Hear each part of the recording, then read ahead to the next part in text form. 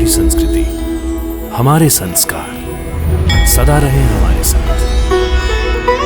भारत के महान ग्रंथों और काव्यों का संपूर्ण संकलन। सब्सक्राइब करें तिलक। कई तरीके की एलईडी लाइट्स आपके घर और ऑफिस के लिए। GR LED lights, make India bright.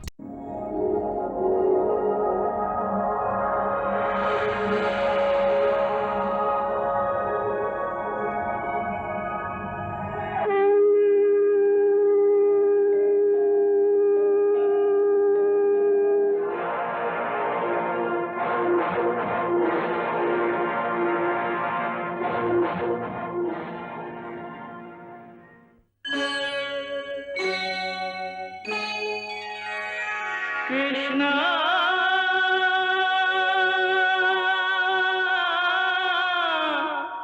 Krishna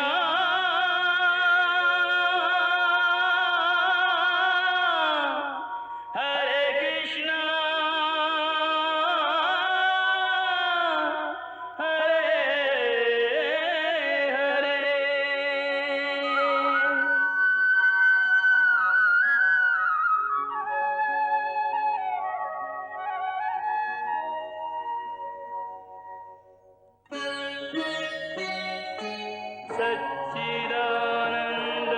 सच्चिदानन्दरूपाय विश्वोत्पत्त्यादिहेतवे तापत्रयविनाशाय श्रीकृष्णाय वयं नमः।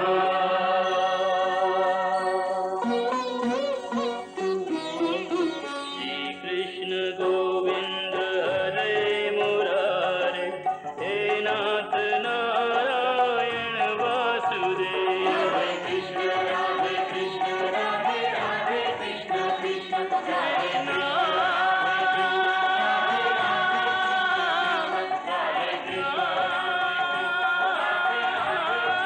कृष्ण राधे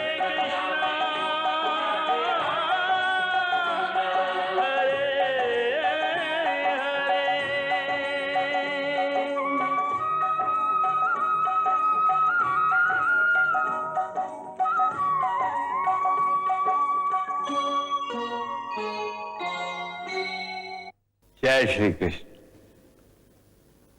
गीता का उपदेश करते हुए भगवान कृष्ण ने अर्जुन को कहा है कि परित्राणाय साधूनां विनाशाय च दुष्कृताम धर्म संस्थापनार्थाय संभवामि युगे युगे।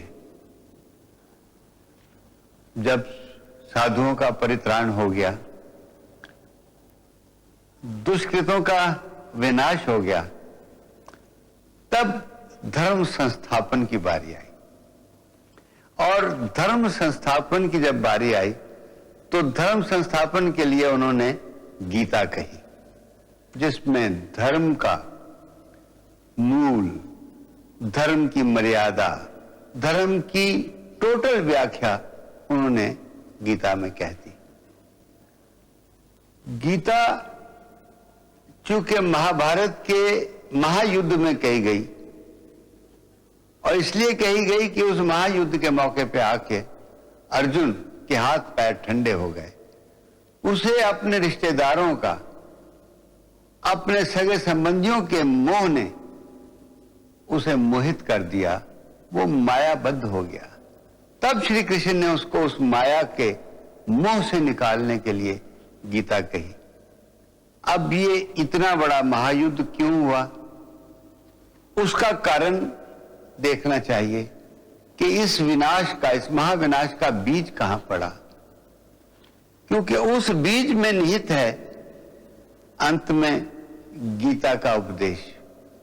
ये बीज तब पड़ा जब दुर्योधन आदि से पांडवों की उन्नति और प्रगति देखी नहीं गई। उन्होंने इंद्रप्रस्थ को एक स्वर्ग बना दिया। जब चारों तरफ से उन्होंने उनको आग में जलाना चाहा, उन्होंने भीम को पानी में डुबोना चाहा, कुछ नहीं हुआ। तो मामा शकुनी ने कहा कि जब किसी वीर को अपनी ताकत से, अपनी शक्ति से ना हरा सको तो धोखे से हराओ। तब मामा शकुनी ने कहा कि देखो वसंत का महोत्सव आने वाला है।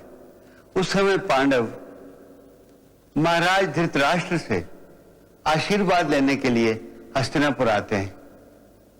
यही समय है जब हम उन्हें जुए के खेल के लिए आमंत्रित करेंगे, क्योंकि उन दिनों जुए का खेल एक स्पोर्ट माना जाता था।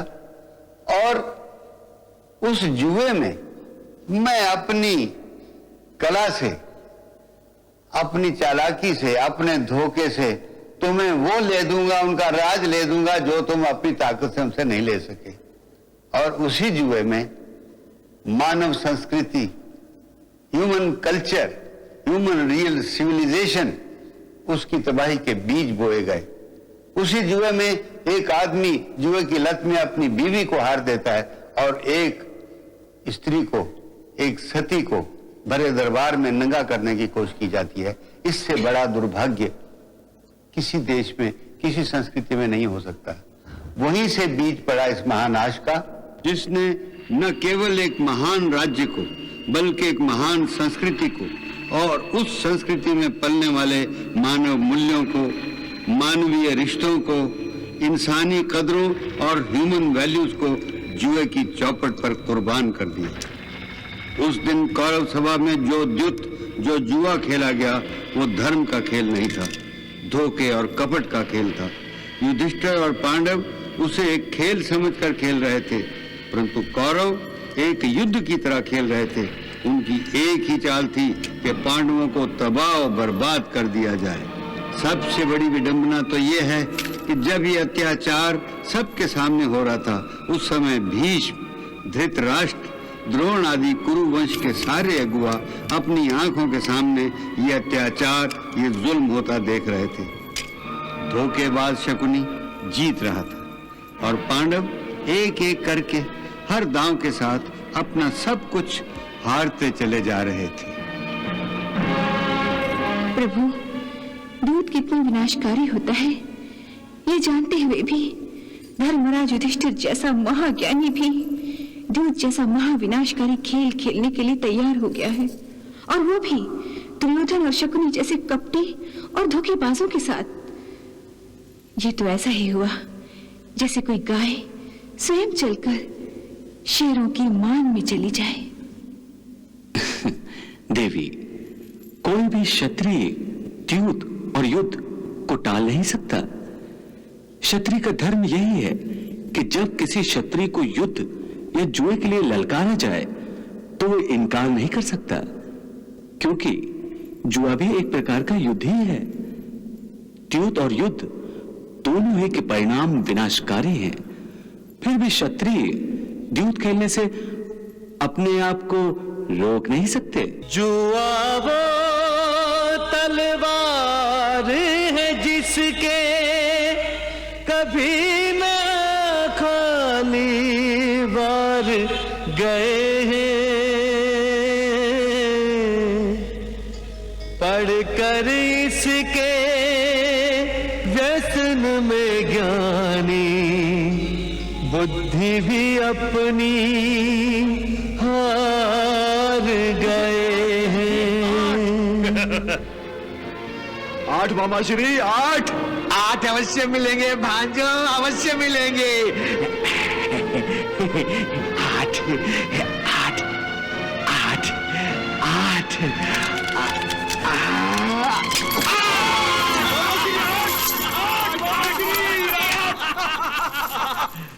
वाह मामा श्री वाह, क्या पासा फेंका है।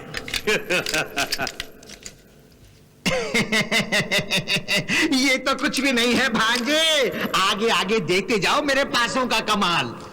सम्राट युधिष्ठिर, आप अपना सारा राजकोष, सारी धन संपत्ति तो हार चुके हैं मेरे भांजे के हाथों। अब आप दांव पर क्या लगाओगे?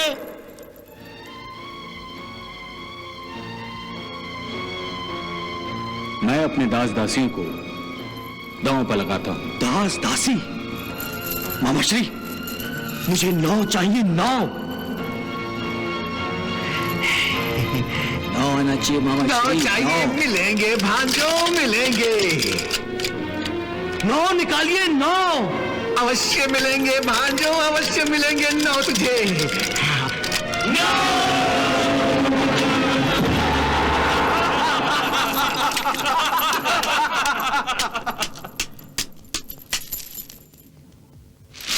महाराज, मैं देख रहा हूं कि यह जुआ खेल की सद्भावना के साथ नहीं खेला जा रहा है और विनाशकारी मोड़ ले रहा है। इसलिए मैं आपसे प्रार्थना करता हूं कि इस दूत को तुरंत ही रोकने का आदेश दें। इसी में कुरुकुल की भलाई है, वरना अनर्थ हो जाएगा।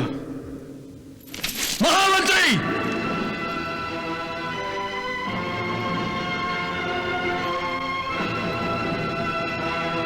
आप अपनी सीमा से बाहर जा रहे हैं। इस समय ये पांडव हार रहे हैं, इसलिए आप इस दूत को रोकना चाहते हैं। परंतु यदि कौरव हार जाते तो आपको इसमें कोई अनर्थ नजर नहीं आता। महामंत्री, आप बैठ जाइए। हमने कहा आप बैठ जाइए।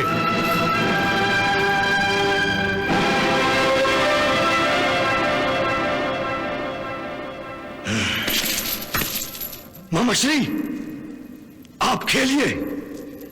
कहिए सम्राट युधिष्ठिर, अब आप दांव पर क्या लगाएंगे?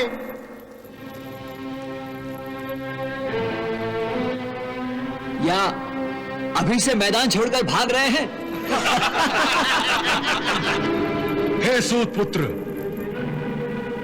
हमारी रगों में भी क्षत्रिय रक्त बह रहा है। हम युद्ध और द्युत को अधूरा छोड़कर कभी नहीं उठते। भ्राताश्री, लगाइए, जो मन में आता है वो लगाइए। हाँ भ्राताश्री, लगाइए। हम हर दांव में आपके साथ हैं। लगाइए भ्राताश्री, सब कुछ दांव पे लगाइए। लगाइए भ्राताश्री। मैं अपना हाथी दल दांव पर लगाता हूं। हाथी दल? मामाश्री, मुझे हाथी दल चाहिए। हाथी दल अवश्य भांजे, अवश्य। मामाश्री, आप 9 निकालिए। 9 हाथी दल मामाश्री।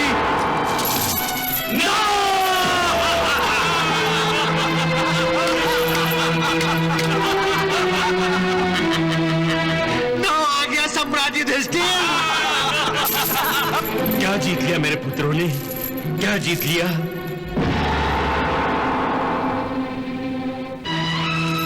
महाराज, जिसे आप जीत समझ रहे हैं, उस जीत में मुझे कुरुकुल की हार दिखाई दे रही है। आप ये द्यूत रोक दीजिए, क्योंकि अब ये द्यूत नहीं रह गया है। हर दांव के साथ कुरुकुल विनाश के पथ पर एक एक पग आगे बढ़ रहा है। और सबसे बड़ी विडंबना यह है कि इस भयंकर विनाश की यात्रा के साक्षी कुरुकुल के सारे ज्येष्ठ ही हैं। विदुर, इसमें विनाश की क्या बात है? द्युत क्रीड़ा में कोई जीतता है तो कोई हार जाता है।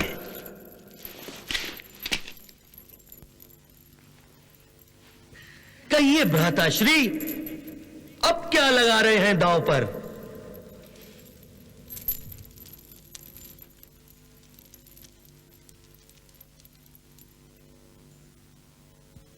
मैं अपनी सारी सेना दांव पर लगाता हूं। सेना? सेना? सेना? मुझे सेना चाहिए मामाश्री, सेना।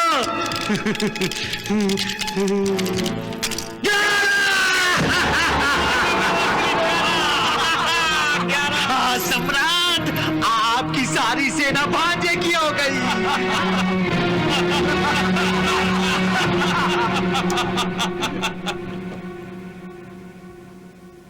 धृतराष्ट्र, अब तो इस द्यूत को रोकने का आदेश दो। तात, ये तो क्रीड़ा हो रही है। हमारे पुत्रों को क्रीड़ा का आनंद लेने दीजिए। और यह भी तो संभव है कि पांसा पलट जाए और पांडव जो कुछ हार चुके हैं वो सब एक ही दांव में वापस जीत जाएं। अब तो इन्हें मैदान छोड़कर भागना ही होगा। निहत्थे योद्धा क्या लड़ेंगे? हाथी, घोड़े, शस्त्र और सेना सब कुछ तो हार चुके हैं ये।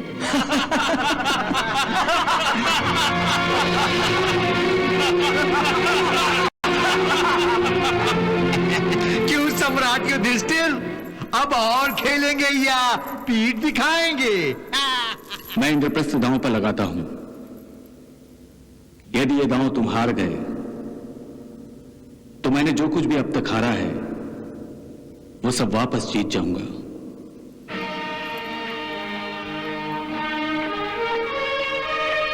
हमें स्वीकार है।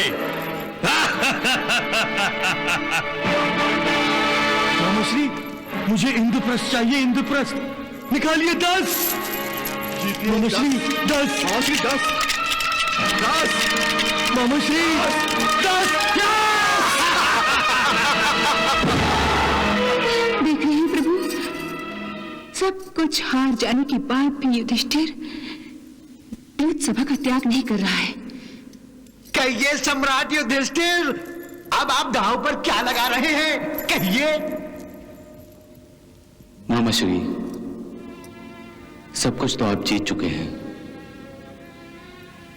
अब दांव पर लगाने के लिए मेरे पास बचा ही क्या है?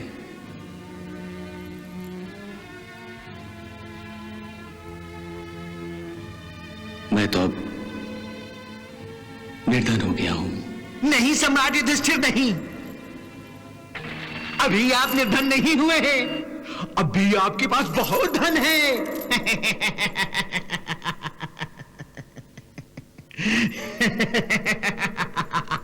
आप 4 अनुजों के भ्राताश्री हैं। ये चारों भाई आपका धन ही तो है।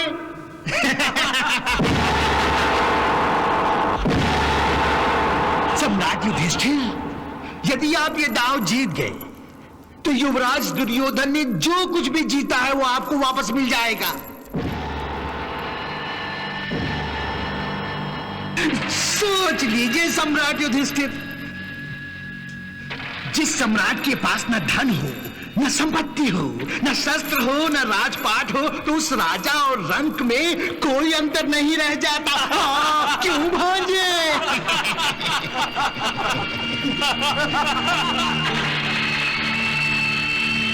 भ्राताश्री, लगाइए अपने एक भाई को दांव पर और जीत लीजिए अपना खोया हुआ राजपाट, मान सम्मान। महाराज, क्या अभी आप द्यूत रोकना नहीं चाहेंगे? महाराज, ये द्यूत तुरंत रोक दीजिए।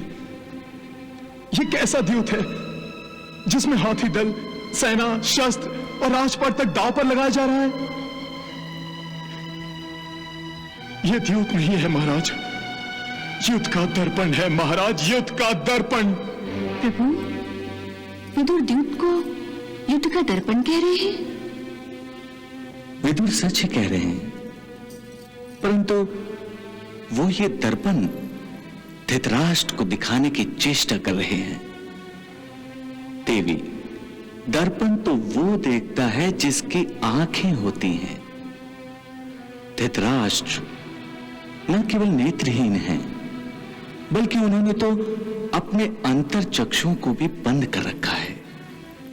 इसलिए विदुर का यह प्रयास व्यर्थ ही जाएगा। हाँ भ्राताश्री, क्या विचार है?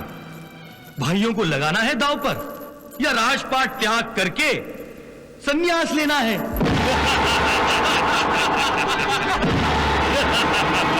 ये सम्राट युधिष्ठिर, छोटे भाई तो पुत्र समान होते हैं और पुत्र पिता की संपत्ति कहलाते हैं। ठीक है, मैं अपने अनुज नकुल को दांव पर लगाता हूं।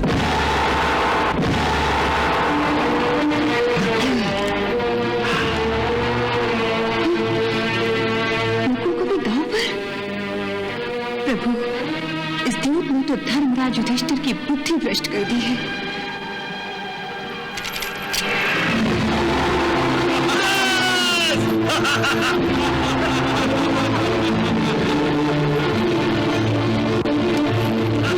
मामाश्री, हम जीत गए। हम जीत गए।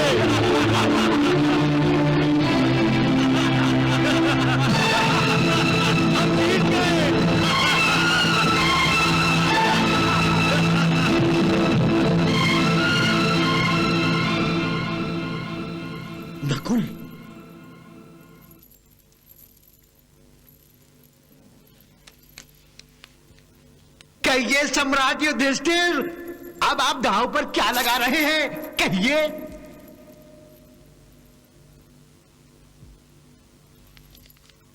अब मैं सहदेव को दांव पर लगाता हूं। मामाश्री 11, मामाश्री 11, मामाश्री मामाश्री 11, मामाश्री 11,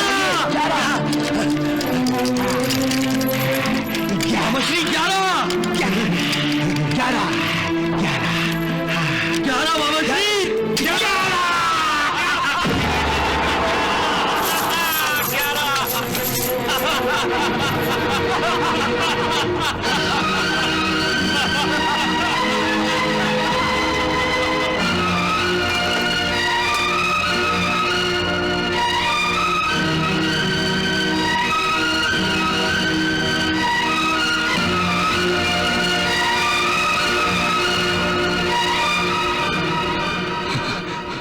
अर्जुन अर्जुन अर्जुन अर्जुन अर्जुन, मामाश्री अर्जुन, मामाश्री 11, मामाश्री।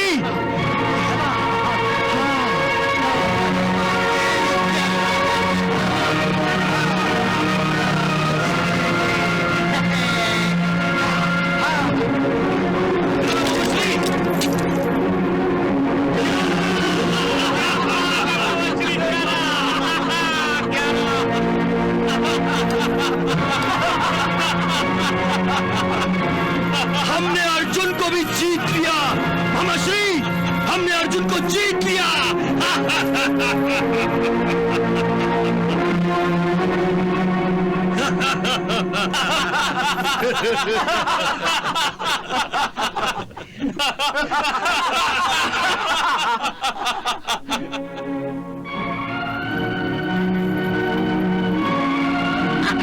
अर्जुन तुम्हारा हुआ भांजे।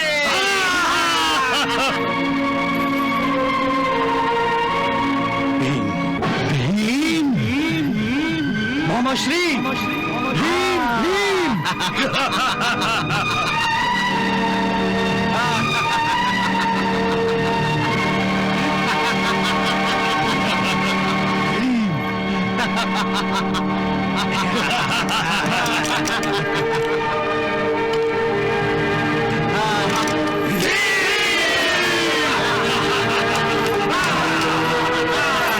मामाश्री, हमने भीम को भी जीत लिया।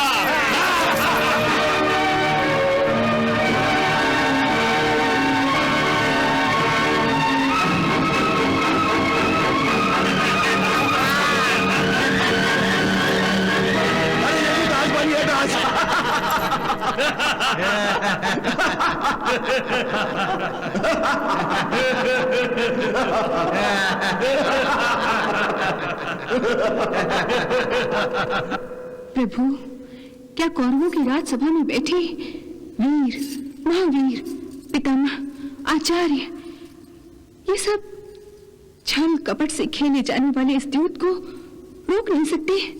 देवी, कौरवों की सभा में बैठे वीर, महावीर, आचार्य, पितामह सभी सत्ता और संपत्ति के दास बन गए हैं। दुर्योधन जैसा अधर्मी इनका अन्नदाता बन गया है, इसलिए इन सब की बुद्धि भ्रष्ट हो गई है और अन्नदाता का विरोध कैसे करेंगे ये सब? सभा में बैठे सभी कौरवों के मुंह सिल गए हैं, लाचार बन गए हैं देवी, लाचार बन गए हैं। प्रभु, पांडवों को इस सभा में जाना ही नहीं चाहिए था। आप भी वही बात कह रही हैं जो धर्मशास्त्र में कहा गया है। शास्त्रों के अनुसार दुराचारी और अनाचारी के घर खाना नहीं खाना चाहिए। दूसरे शब्दों में उसका अतिथि नहीं बनना चाहिए। बस यही भूल पांडवों से हो गई है। इसका अर्थ प्रभु, क्या ये द्यूत अब रोका नहीं जाएगा? देवी, पर्वत के माथे से छलांग लगाने वाली नदी को तेजी से नीचे जाने से कोई रोक सकता है भला? कमान से छोड़े हुए तीर को कोई वापस ला सकता है? देवी, इसी तरह महाविनाश की ओर ले जाने वाला ये द्यूत भी कोई रोक नहीं सकता। फिर ये द्यूत होना, ये विधि का विधान ही है देवी। ये द्यूत बता रहा है देवी कि राजा को अंधा नहीं होना चाहिए। धृतराष्ट्र जन्मांध तो है ही, परंतु वो पुत्र मोह के कारण भी अंधा हो गया है। उसके अंतर चक्षु निस्तेज हो गए हैं, क्योंकि उसकी आंखों पर संपत्ति, सत्ता और लालसा का पर्दा पड़ा हुआ है।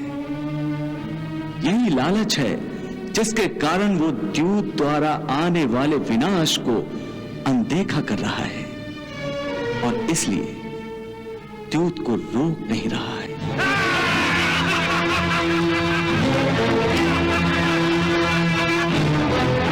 अब किसे दांव पे लगाओगे, सम्राट युधिष्ठिर?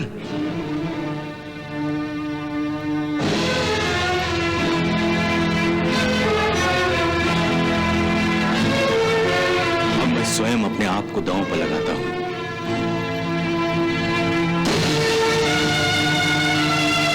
एक बार फिर सोच लो सम्राट युधिष्ठिर, कहीं आप दुर्योधन के दास ना बन जाए।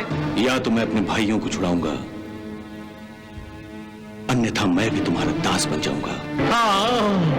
अब तो मामाश्री तनिक सोचकर पासा फेंकिए और निकालिए 12। अवश्य भांजे, अवश्य अवश्य भांजे,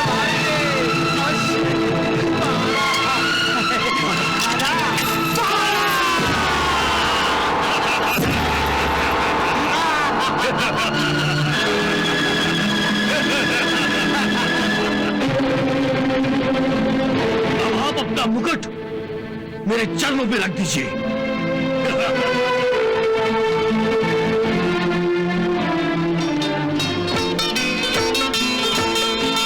दुनिया वालों दूत का देखो दुष्परिणाम, दुनिया वालों दूत का देखो दुष्परिणाम।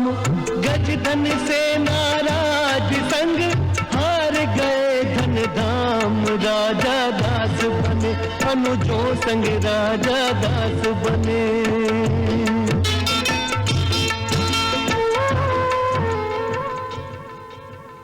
प्रभु, कितनी विचित्र बात है। शकुनी जैसे अधर्मी ने धर्मराज को जीत लिया। देवी, यही आने वाले कलयुग का प्रभाव है, यही आने वाले कलयुग की आहट है। कलयुग में मानव माया, मोह और लोभ के भंवर में घिर जाएगा, जैसे अब कौरव माया, मोह और लोभ के अधीन हो गए हैं। प्रभु, क्या कलयुग में धर्म को मार्गदर्शन देने के लिए कोई संकेत शेष नहीं बचेंगे? देवी, इस द्यूत के कारण होने वाले कुरुक्षेत्र के युद्ध ही में पांडवों का योगदान धर्म पर चलने वालों के लिए मार्गदर्शक बनेगा। देवी, अब केवल यही देखना है कि दुर्योधन और शकुनी अधर्म की कौन सी परिसीमा तक जाते हैं। क्षमा कीजिएगा सम्राट युधिष्ठिर जी, आप तो अपना सब कुछ हार गए हैं, राज भी और अपना ताज भी।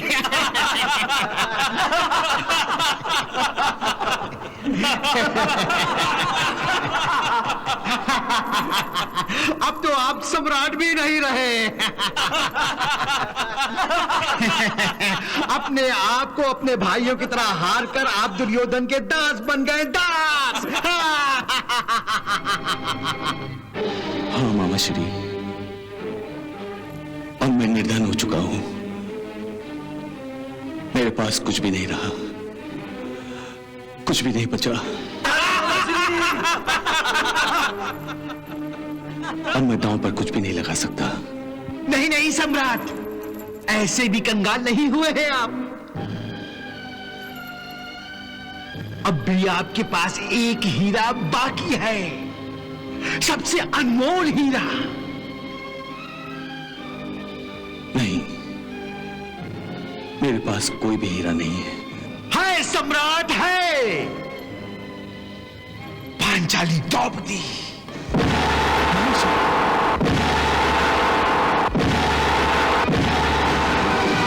हाँ, द्रौपदी। क्या सोच रहे हैं भ्राताश्री? पत्नी रानी बनी रहे और पांचों पति दास बन जाए, ये उचित नहीं है।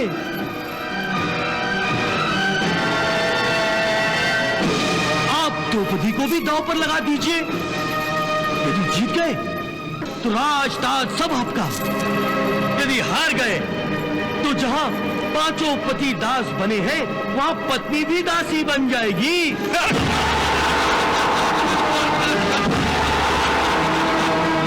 पांच पतियों की अर्धांगिनी अपने पतियों से अलग कैसे रहेगी भ्राताश्री?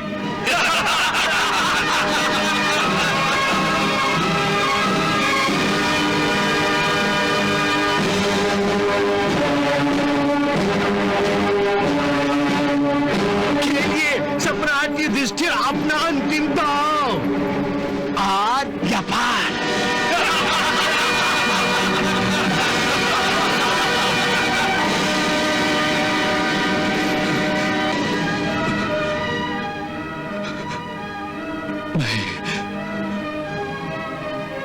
मैं द्रौपदी को भी दांव पर लगाता हूं। द्रौपदी द्रौपदी द्रौपदी द्रौपदी। मामाश्री, हाँ भाजे, तो आप भी बताइए अपना यशस्वी हाथ। हाथ में आया हीरा हाथ से जाना नहीं चाहिए। अवश्य।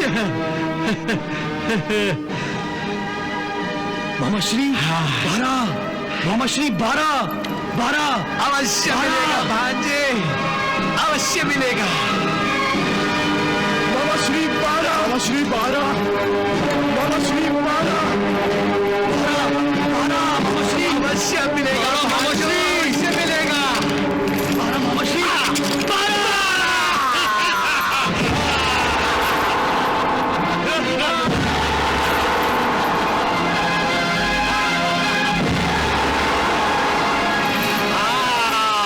मामाश्री, हम द्रौपदी को भी जीत गए।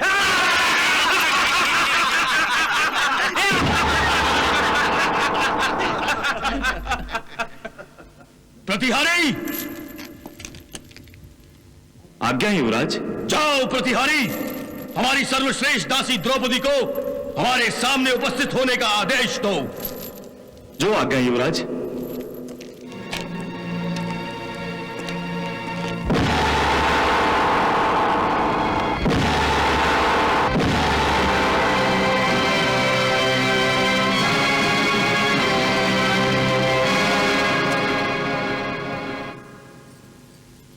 क्यों प्रतिहारी, किसका संदेश लाए हो? संदेश नहीं महारानी, आदेश लाया हूं। युवराज दुर्योधन ने आपको द्यूत सभा में तुरंत उपस्थित होने की आज्ञा दी है। मुझे द्यूत सभा में उपस्थित होने का आदेश? क्या वो भूल गए हैं कि मैं पांडवों की पत्नी हूं और मुझे आदेश देने का अधिकार केवल मेरे पतियों को है और किसी को नहीं। परंतु क्या? और वैसे भी युवराज को मुझे दूत सभा में नहीं बुलाना चाहिए था। और फिर एक नारी का दूत सभा में क्या काम? क्षमा करें महारानी, इस समय आप केवल द्यूत में हारी हुई एक वस्तु हैं।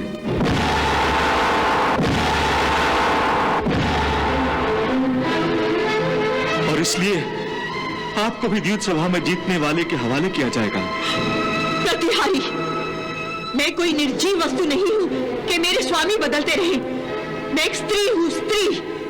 धन नहीं, और फिर धर्मराज ने मुझे दांव पर लगाया ही क्यों?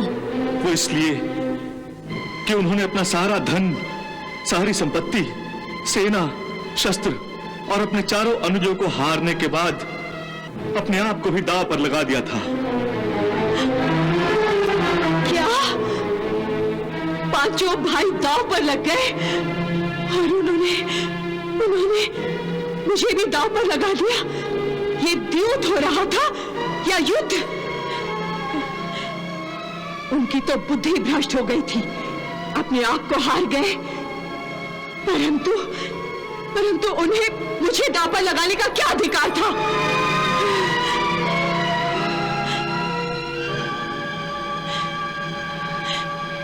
प्रतिहारी। जी महारानी। जाओ, युवराज दुर्योधन से कहो कि मैं नहीं आ सकती। जो आज्ञा महारानी।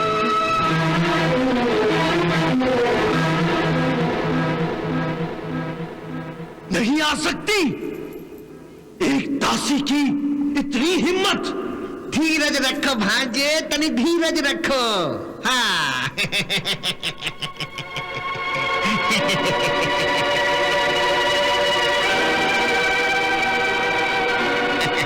बेचारी नई नई दासी बनी है ना, और नई नई घोड़ी तो बिदकती ही है, और प्रतिहारी तो शिष्टाचार के कारण उसके सामने हाथ बांधे खड़ा रहा होगा।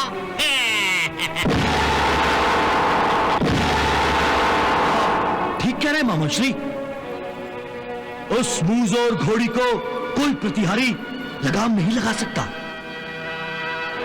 दुशासन, आज्ञा भ्राताश्री। जाओ और द्रौपदी को तुरंत ले आओ।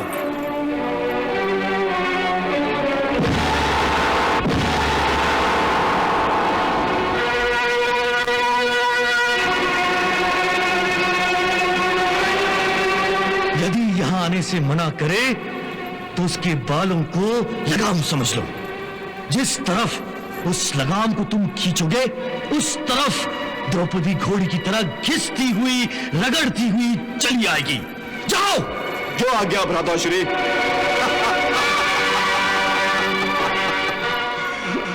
अभी लाता हूं द्रौपदी को भ्राताश्री।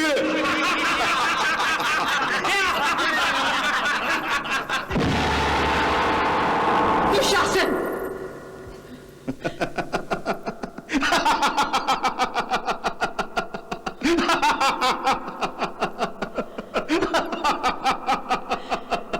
तुम्हें मेरे कक्ष में मेरी आज्ञा लिए बिना यूं नहीं आना चाहिए था। आज्ञा लेकर? तुम अपने आप को समझती क्या हो? तुम सिर्फ एक दासी हो, सिर्फ दासी। और दासी के कक्ष के द्वार अपने मालिकों के लिए दिन और रात हर क्षण खुले रहते हैं। मालिक जब चाहे अपनी इच्छा से बिना आज्ञा लिए आ सकते हैं, समझे? दुशासन, दुशासन, मैं तुम्हारी भाभी भी हूं, तुम्हारे ज्येष्ठ भ्राताश्री की पत्नी। तुम तो मेरे छोटे देवर हो, और तुम्हारे लिए मैं माता समान हूं, माता समान। माता समान? कभी नहीं। तुम सिर्फ हमारे लिए एक दासी हो और कुछ भी नहीं। इतना अनादर, इतना अपमान। जो दूसरों को आदर और सम्मान नहीं देते उनके भाग्य में अपमान ही होता है। तुमने भी किसी का अपमान दूसरों के सामने किया है, और आज तुम्हारा अपमान भरी सभा में सबके सामने होगा। दुशासन, दुशासन, छोड़ो मेरा हाथ, छोड़ो मेरा हाथ, छोड़ो मेरा हाथ, दुशासन, छोड़ो, छोड़ो दुशासन, छोड़ो मेरा हाथ। दुशासन, कुछ तो सोचो। इस समय मैं एक वस्त्रा हूं। दुशासन, छोड़ो मेरा हाथ, छोड़ो। तो तू ऐसे नहीं मानेगी। नहीं। बहुत छटा रही थी। छोड़ो मेरा हाथ दुशासन। बहुत गुमान है तुझे अपने आप पर। अब तेरी ये लगाम मेरे हाथों में है। छोड़ो मुझे। देखता हूँ कैसे भागती है तू। दुशासन। भाग कैसे भागती है। चल मेरे साथ, चल, चल मेरे साथ।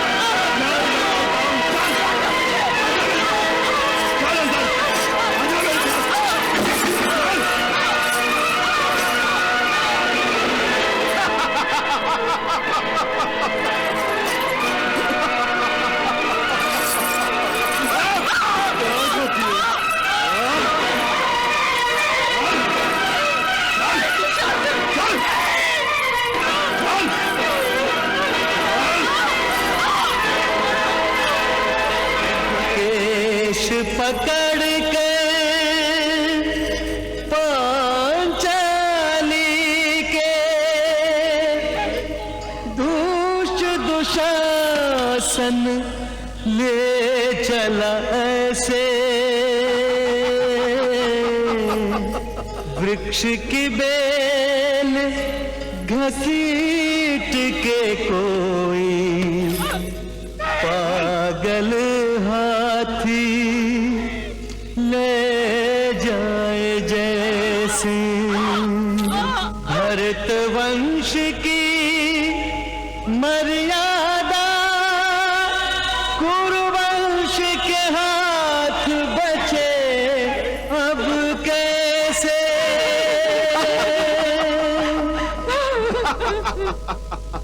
भरत वंश की मर्यादा गुरुवंश के हाथ बचे अब कैसे एक वसन से ढांप के तन को लाज बचा रही जैसे तैसे एक वसन से ढांप के तन को लाज बचा रही जैसे तैसे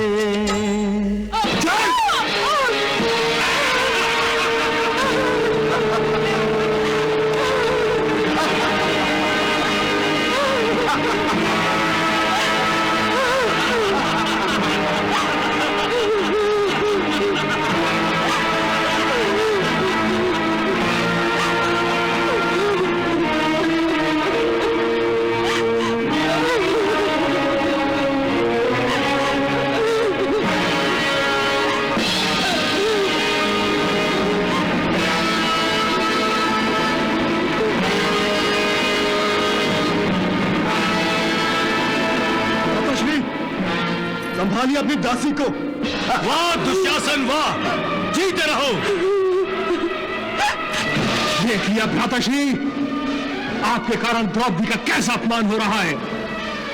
यदि आप मेरे भ्राता न होते तो जिन हाथों से द्रौपदी को जुए में हारकर इन भेड़ियों के सामने डाला है, उन हाथों को मैं। शांत हो जाइए भीम भैया, शांत हो जाइए। इस समय आपस में कलह करना उचित नहीं है।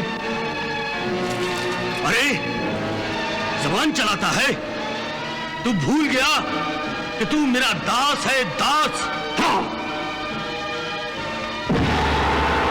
मेरी आज्ञा के बिना तू हिल भी नहीं सकता। जबान चलाता है, चल बैठ, बैठ जा।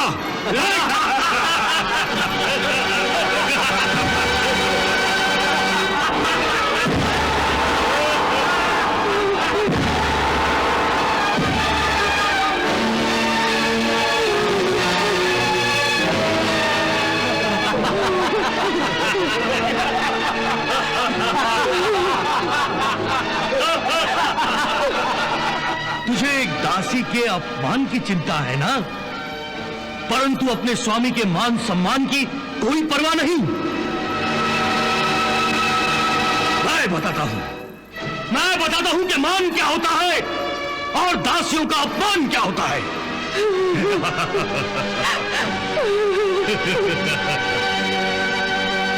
यही तो पाठ पढ़ा रहा है तुम दास दासियों को।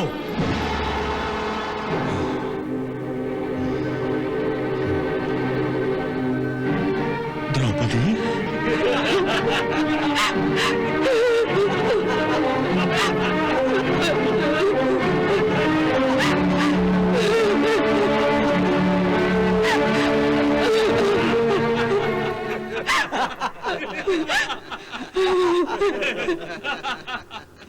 हे द्रौपदी,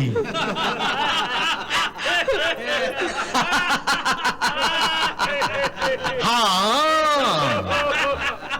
दुशासन, जो आज्ञा भ्राताश्री। उठ, उठ।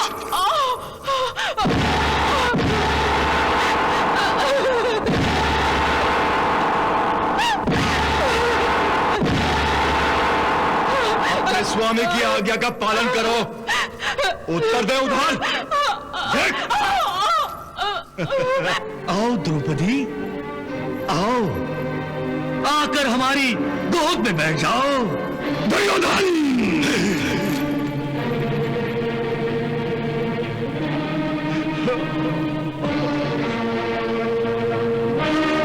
तूने एक स्त्री का ही नहीं मेरी पत्नी का भी अपमान किया है। मैं इस भरी सभा में प्रतिज्ञा करता हूं कि जिस जान पर तूने मेरी पत्नी को बैठने का आदेश दिया है, ईश्वर की सौगंध, मैं उस जान को अपनी गदा से तोड़कर रख दूंगा। और दुशासन, तुम भी मेरी दूसरी प्रतिज्ञा सुन लो। जिन हाथों से तुमने द्रौपदी के बालों को छुआ है, उन हाथों को मैं तुम्हारे शरीर से अलग कर दूंगा और तुम्हारे रक्त से मैं द्रौपदी के बाल धोऊंगा।